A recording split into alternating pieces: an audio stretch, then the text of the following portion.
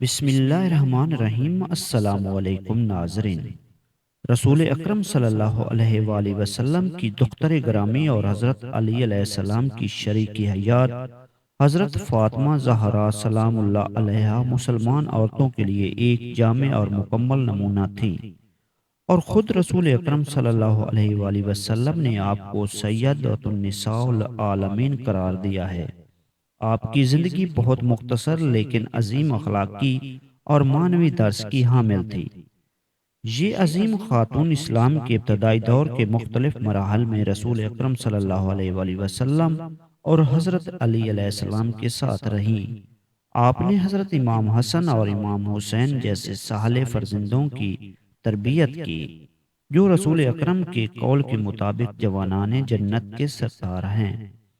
آپ کا اسم گرامی فاطمہ اور مشہور لقب زہرا، سیدۃ النساء العالمین، رضاریہ، مرضیہ، شفاعت، صدیقہ، طاہرہ، زکیہ، خیر النساء اور بطول ہیں۔ آپ کی مشہور کنیتوں میں سب سے زیادہ حیرت انگیز ام البیہا ہے، یعنی اپنے باپ کی ماں۔ یہ لقب اس بات کا ترجمان ہے کہ آپ اپنے والد بزرگوار کو بے حد چاہتی تھیں اور کم سنی کے باوجود اپنے بابا کی روحی اور معنوی پناہ گاہ تھیں۔ پیغمبر اسلام نے آپ کو ام البیہا کا لقب اس لیے دیا کیونکہ عربی میں اس لفظ کے معنی ماں کے علاوہ اصل اور مبدا کے بھی ہیں، یعنی جڑ اور بنیاد۔ لہذا اس لقب کا ایک مطلب نبوت اور ولایت کی بنیاد اور مبدا بھی ہے، کیونکہ یہ آپ ہی کا وجود تھا جس کی برکت سے شجرہ امامت اور ولایت نے رشد پایا، جس نے نبوت کو نابودی اور نبی خدا کو ابتریت کے طعنہ سے بچایا۔ فاطمہ الزہرا کی ولادت بعثت کے 5ویں سال 20 جمادی الثانی بروز جمعہ مکہ معظمہ میں ہوئی۔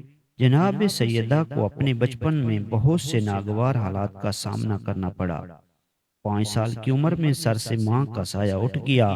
اب باپ کے زیر سایہ زندگی شروع ہوئی تو اسلام کے دشمنوں کی طرف سے رسول اللہ کو دی جانے والی اذیتیں سامنے تھیں۔ کبھی اپنے بابا کے جسم مبارک کو پتھروں سے لو لہان دیکھتی تو کبھی سنتے کہ مشرکوں نے بابا کے سر پر کوڑا ڈال دیا، کبھی سنتی کہ دشمن بابا کے قتل کا منصوبہ بنا رہے ہیں۔ لیکن اس کمسنی کے عالم میں بھی سیدہ عالم نہ ڈریں، نہ سہمی، نہ ہی گھبرائیں، بلکہ اس ننھی سی عمر میں اپنے بزرگ مرتبہ باپ کی مددگار بنی رہی۔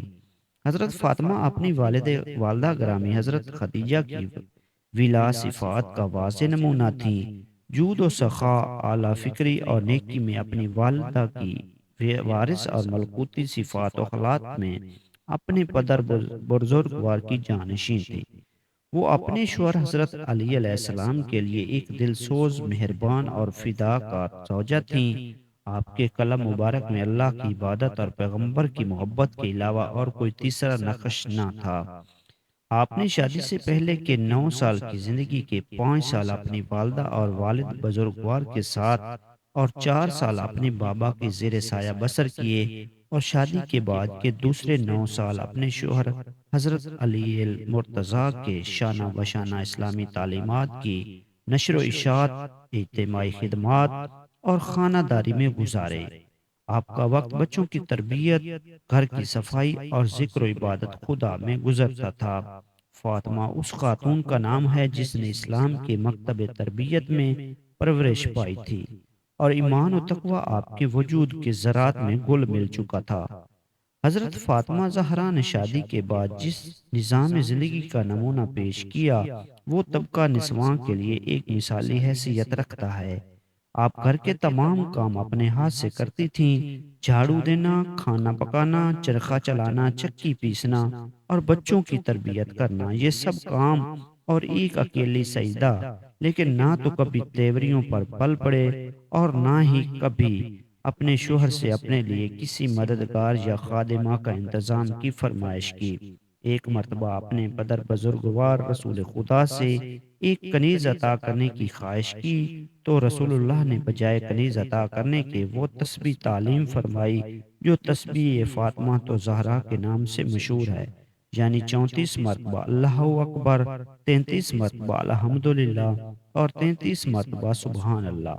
حضرت فاطمہ اس تسبیح کی تعلیم سے اتنی خوش ہوئیں کہ ان کی کنیز کی خواہش ترک ہو گئی۔ بعد میں رسول اللہ نے بلا طلب ایک کنیز عطا فرمائی جو فضہ کے نام سے مشہور ہیں۔ جناب سیدہ اپنی کنیز فضہ کے ساتھ کنیز جیسا برتاؤ نہیں کرتی تھیں، بلکہ ان کے ساتھ دوست جیسا سلوک کرتی تھیں۔ وہ ایک دن گھر کا کام خود کرتی اور ایک دن فضہ سے کرواتی۔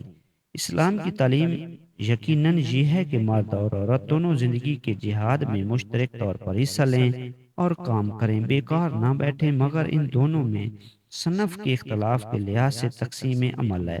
اس تقسیم کار کو حضرت علی اور حضرت فاطمہ نے مکمل طریقہ پر دنیا کے سامنے پیش کر دیا۔ اسلام میں عورتوں کا جہاد مردوں کے جہاد سے مختلف ہے، لہذا حضرت فاطمہ زہرا نے کبھی میدان جنگ میں قدم نہیں رکھا، لیکن جب کبھی پیغمبر خدا میدان جنگ سے زخمی ہو کر واپس پلٹتے تو سیدہ عالم ان کے زخموں کو دھوتی تھیں، اور جب علی مرتضی خون آلودہ تلوار لے کر آتے تو فاطمہ اسے دھو کر پاک کرتی تھیں۔ وہ اچھی طرح سمجھتی تھیں کہ ان کا جہاد یہی ہے جسے وہ اپنے گھر کی چار دیواری میں رہ کے کرتی ہیں۔